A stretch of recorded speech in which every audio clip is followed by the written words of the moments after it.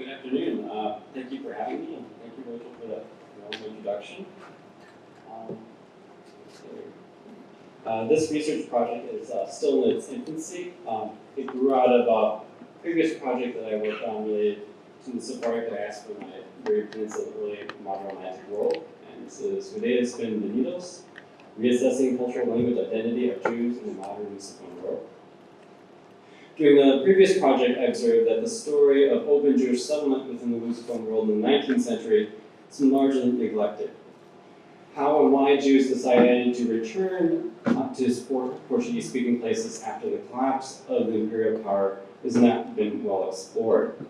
In the case of Portuguese-speaking Jews specifically, this is significant when we consider that there are more Jewish speakers of Portuguese today than there have ever been before. Especially when we're comparing Brazil's contemporary Jewish population with Portugal's Jewish population circa 1490.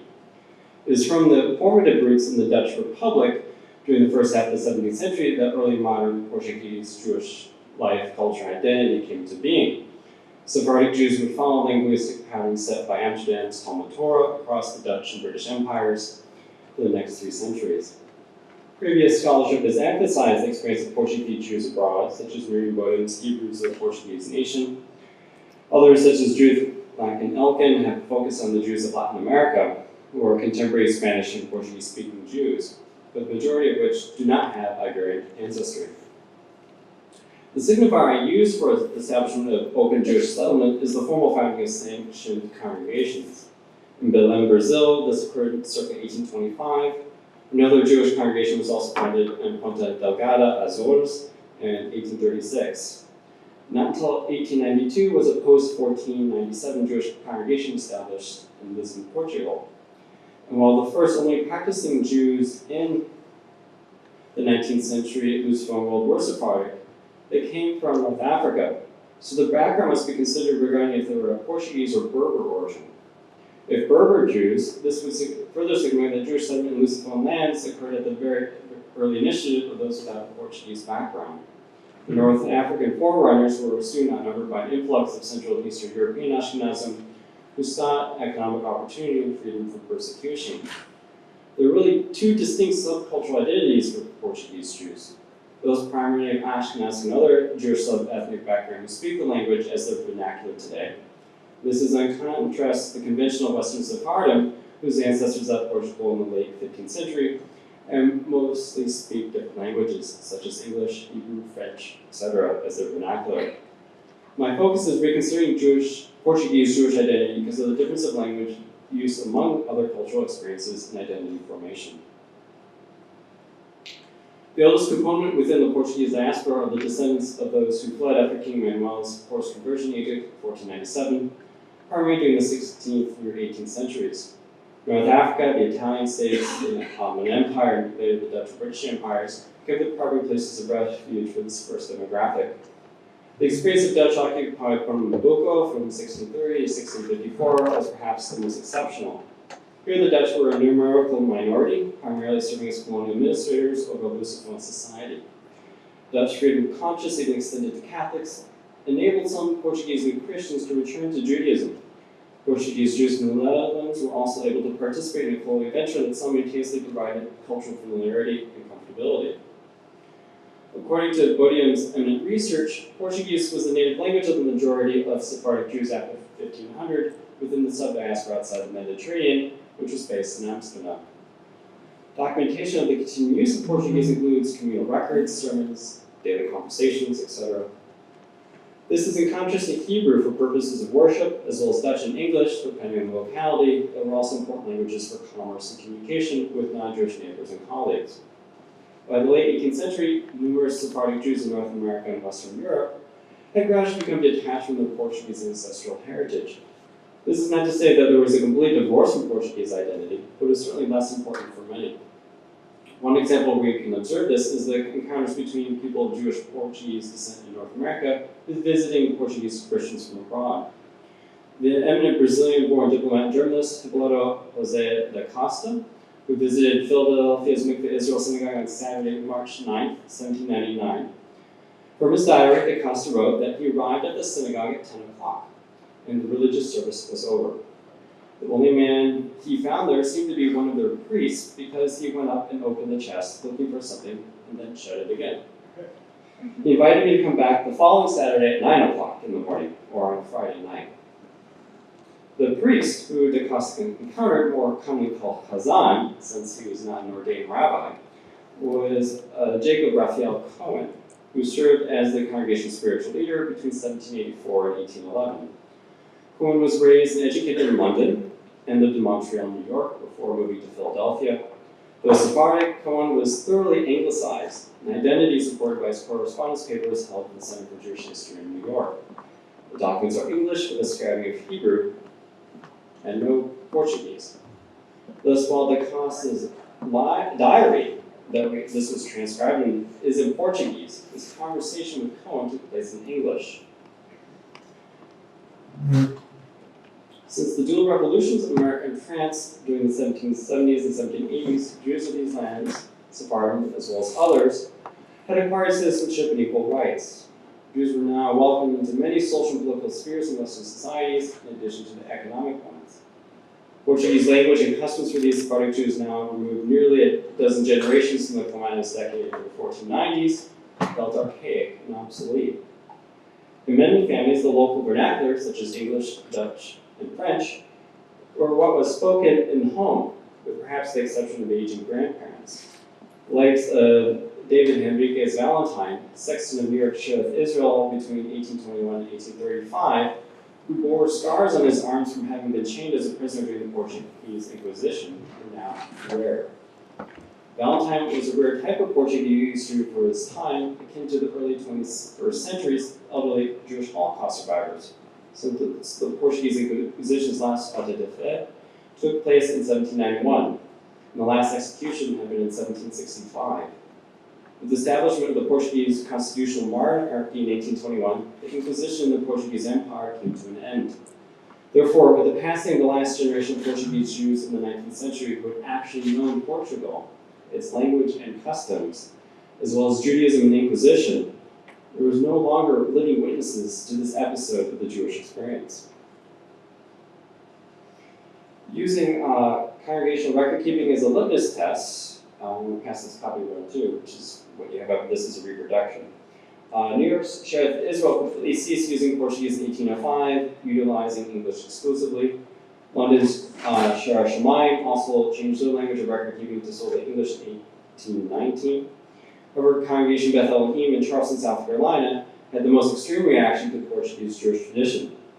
During the early 1820s, the congregation's liberal members, led by Isaac Harvey, of Sephardic descent, sought to modernize the ritual practices and mode of worship, such as abbreviating prayer services and using English instead of the customary Hebrew and Portuguese languages. The proposal was made to the congregation's leadership, who subsequently ignored it due to their preference for tradition or orthodoxy. Now liberal congregants had also caught wind of an nascent reform movement of Judaism taking place in Central Europe. They decided to establish their own Reformed Society of Israelites, for which Harvey composed their first prayer book. That's what we'll eventually get around. The manuscript is written in English with some Hebrew transliteration and a sprinkling of original Hebrew text, but with only one little minor exception I found: Portuguese and Spanish are noticeably absent from this prayer book. Harvey was also a prolific writer and journalist, and the sentiments regarding where his and his co-religious identity lay was best expressed in a letter he wrote to future U.S. President James Monroe in 1860. That is, the Jews, quote, by no means should be considered as a religious sect tolerated by government, but rather they constitute a portion of the people. They are in every respect woven in and compacted with the citizens of the Republic. Quakers and Catholics, Episcopalians and Presbyterians, Baptists and Jews all constitute one great political family. Like Harvey, many of Charleston's Sephardic Jews no longer identified as Iberian, but rather as Anglo-Americans who happened to be Jews by faith alone. Sometime in the late 1830s, members of the Reformed Society of Israelites reconciled their differences and rejoined Beth Elohim, but the Reformation did not end. 1841, the issue resurfaced. With a slight majority of very Americanized Congress, Beth Elohim officially became reformed permanently. Not all Atlantic World's Sephardic congregation parted with the Portuguese language voluntarily.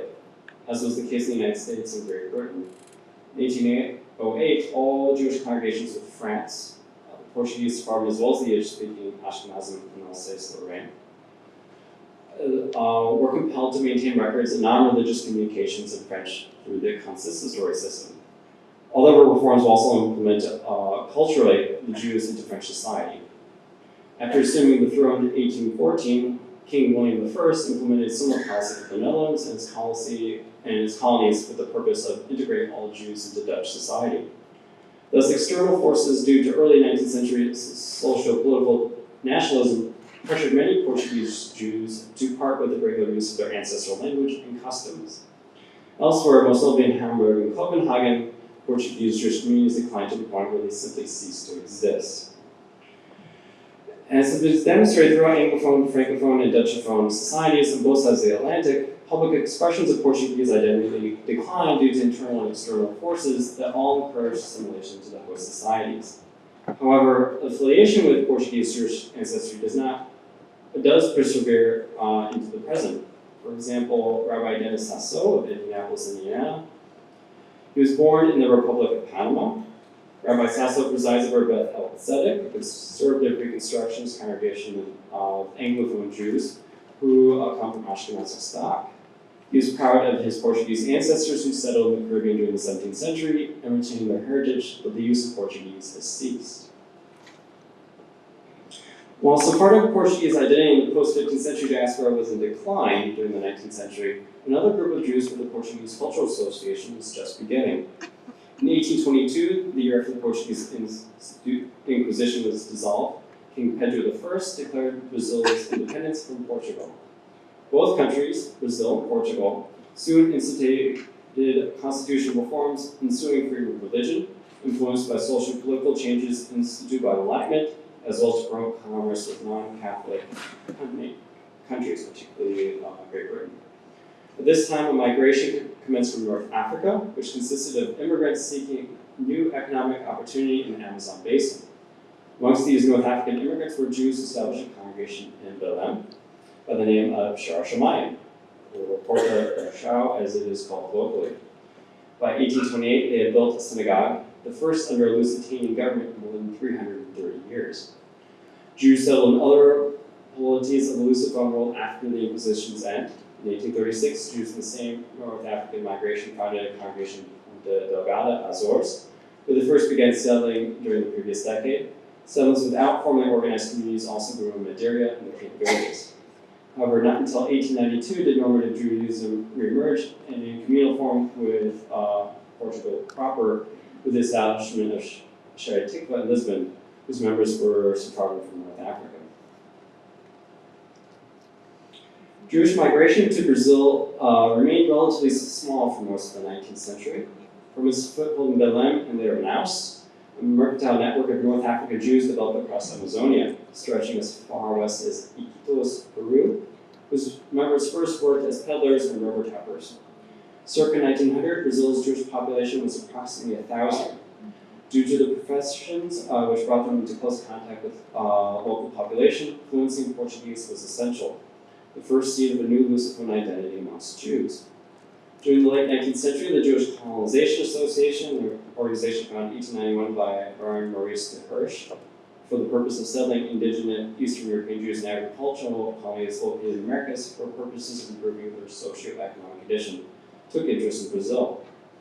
By 1994, it established its first of several colonies in Rio Grande do Sul, bringing hundreds of Ashkenazim from the Russian Empire. Though these colonies failed after a couple of decades, they were significant catalysts in attracting Eastern European Jews to Brazil, where they soon outnumbered their North African co-religious in Amazonia. On the eve of World War I, Brazil was home to an estimated 5,000 to 7,000 Jews, concentrated in 9 municipalities with organized congregations, primarily in northern Brazil. Brazil's Jewish population would not grow significantly until external events redirected the flow of Eastern European Jewish immigrants in the 1920s, the passing of the Emergency Immigration Act of 1921 and the Immigration Act of 1924 by the American government, where more than 2.5 million Jews had immigrated since 1880. Hundreds of thousands of would-be Jewish immigrants to the United States had to find alternative destinations. Besides Canada and Argentina, Brazil was another sought-after destination. By 1940, Brazil's Jews numbered approximately 50,000, with the most populous communities in Sao Paulo, Rio de Janeiro, and Porto Alegre. Nearly 3/4 of Brazil's Jews reside in these three cities, and still do to this day. Argentine writer Alberto Gershenhoff, among others, even proposed in the mid-20th century that with the increasing settlement of Jews in places where Portuguese and Spanish were spoken, a Renaissance, as he called it, as neo-Sephardismo might occur, parallel to the Golden Age that Jews had known in Iberia during the Middle Ages. Following World War II and the Jewish refugee crisis created by the Holocaust, Arab uprisings across the Middle East in response to the establishment of the State of Israel, Brazil's Jewish population climbed to 90,000 by 1980. This number was stabilized according to the 2000 census, though some estimates suggest that the population has surpassed 100,000. Like Jewish communities elsewhere in the modern world, the majority have acculturated into the respective host societies, identifying as Portuguese-speaking Brazilian Jews. If anything, there's been a shift in the Jewish aspect of one's identity for the less devout, from that of a doctrine of faith to agnostic ethnicity. Within the contemporary Lusophone world, Jewish communities can also be found in Portugal again. Besides Lisbon Stiefel, who built a synagogue in 1904, there's also Jacob, a small Ashkenazic congregation, and Kilat Bet Israel, a conservative congregation. Elsewhere, small communities can be found in Belmont and Oporto, and include former Portuguese crypto-Jews who returned to normative Judaism in the 20th century. All total, less than 1,000 self-identifying Jews reside in Portugal. The organized Jewish community of the Azores dissipated during the mid-20th century and is virtually no more. In Lusophone Africa, there was also a small community comprised of Sephardic and Ashkenazic immigrants in Maputo, Mozambique, who built a synagogue in 1926. This community flourished until Mozambique's independence in 1975, when many relocated to South Africa. So as Bodine quickly observed in Hebrews of the Portuguese nation, in the 17th century, Portuguese was the tongue of everyday speech among members of the nation. By the first half of the 19th century, it was Dutch. To be sure, Portuguese was still spoken, but it was becoming the language of Talmud instruction and sermon. But in Brazil and other corners of the Atlantic world, there were other Jews settling in Lusophone places, establishing new communities and forming a new identity and vernacular usage with Portuguese. Portuguese identity amongst Jews today exists in multiple locations, but all but several hundred beyond Portugal's borders. Thus, Portuguese Jewish identity is largely a diaspora within a diaspora. Today, most Sephardic Portuguese Jews reside in Israel, the United States, and France. While many acknowledge their heritage, often carrying the surnames of their forefathers from Portugal, the majority do not speak Portuguese or identify with the culture on a regular basis. They've embraced the societies and languages of their host societies, which are English, Hebrew, and French. Most Jews who speak Portuguese and participate in Lusophone culture today reside in Brazil. Considering that the majority of the world's Portuguese speakers are Brazilian, more than all other Lusophone countries combined, this is not terribly surprising. However, the majority of Brazil's Jews have a patrimony that originates amongst the Ashkenazim of Central and Eastern Europe. Only a minority of Brazil's Jews has ancestry from Iberia or the Mediterranean. Brazilian Jews are well acclimated to their host country. Contemporary notables include writer Moceira Yamciper, entrepreneur and TV mogul Silvio Santos, and journalist Sergio Rosa. While native-speaking Lusophone Jews constitute less than 1% of the world's Jewish population today, more Jews speak Portuguese and identify Lusophone culture than ever before in history. For instance, circa 1490 and the eve of Spanish Jews' expulsion in 1492, Portugal's Jewish population was approximately 30,000. While by 1497, Portugal's Jews had, by some estimates, more than tripled, could one call these new arrivals Portuguese after only 5 years? In contrast, Ashkenazic Jews have resided in significant numbers within Brazil's urban centers for nearly a century, spanning multiple generations. In a certain way, they are the Neo-Portuguese Jews of two diasporas. And reflecting on Tamar Herzog's observations from the other day, perhaps we can consider two types of Portuguese or Lusophone Jews. That is, who is old and who is new. Thank you.